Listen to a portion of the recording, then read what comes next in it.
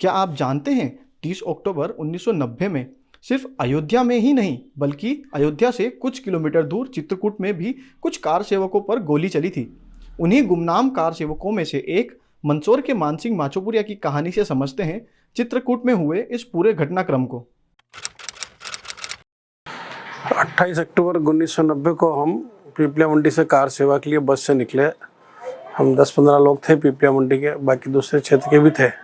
ये आशा नहीं थी कि हम जिंदे भी वापस आएंगे, इसलिए मंदसौर में मिठाई खा के निकले। हम अयोध्या के लिए निकले। प्रातःकाल भोपाल पहुंचे।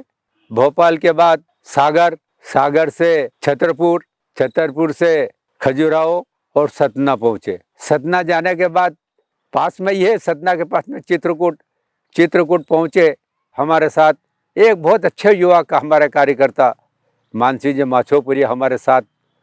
उनके अंदर बहुत तेज, बहुत जोश और सबको साथ लेने की, हमेशा से उनके सबको साथ लेने की उनकी आदत है। तो सबके आगे वो चले। जैसे ही चित्रकूट पहुंचे तो हम एक मंदिर के पास से इधर हम जा रहे थे, एक पुलिया बनी हुई थी, उस पुलिया के जस्ट पास में इन्होंने बैरिकेड्स लगा के उस रास्ते को भी बंद कर दिया। पुलिस ने जो है रोक लिया, जैसे कोई बॉर्डर हो किसी देश की। यूपी पुलिस ने जो है वहां से आगे नहीं जाने दिया। और हम जब आंदोलन पर उतर आए, याचना नहीं अब रण होगा, संघर्ष महाभीषण होगा। जैसे सीमा के पास सीमा में पाँव रखा कि उन्होंने गर्म पानी के टैंकर भरे हुए थे, उन्होंने तो टैंकरों की बौछार कर दी।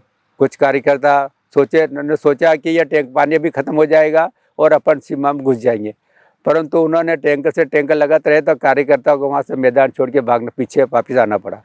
फिर मानसिंह जी ने जोश भरा और फिर चले गए। फिर चलो अब फिर चलते उत्तर सीमा, अब पानी खत्म हो चुका था।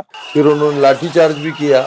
उसके बाद भी कार्यकर्ता ज्यादा, पुलिस बल कम था, तो उसका परिणाम ये हुआ कि कार्यकर्ता रुके नहीं। उसके बाद उन्होंने देखा कार्यकर्ता संभल नहीं रहे, बैरिकेड चढ़ के और उत्तर प्रदेश की बाउंड्री में कूद रहे हैं। जैसे ही उधर चढ़ने लगे ना, उन्होंने अचानक गोली चालन हुआ। जैसे गोली चालन हुआ तो हम घबरा गए एकदम।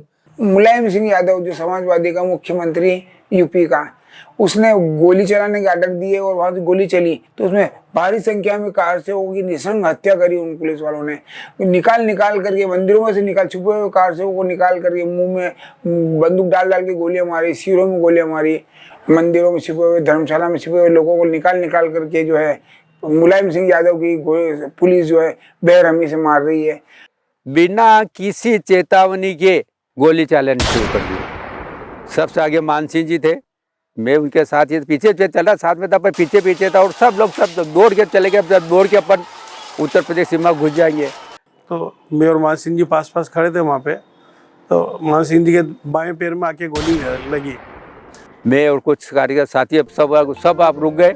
एक स्थान पर नीचे बैठे थोड़ी देर। उनको बहुत ज़्यादा असहनीय वेदना तकलीफ हुई थी कि गोली लगती है, गोली लगना कोई मामूली बात नहीं है। मैं उस समय पीछे था, हमने भागने, धूला उड़ रहा था और हमने हाथ पकड़े खींचा उनको। जो हमारे जो साथ में सज्जन थे मानसिंह जी, उनको पकड़े खींचा था। तब उनके पैर बहुत सूज रहे थे और वेदना हो रही थी लपक के, मतलब उनको तकलीफ हो रही थी। मैंने कहा गोली लगी है नहीं, मैं तो सोच रहा था कि पाँव के अंदर गई गोली।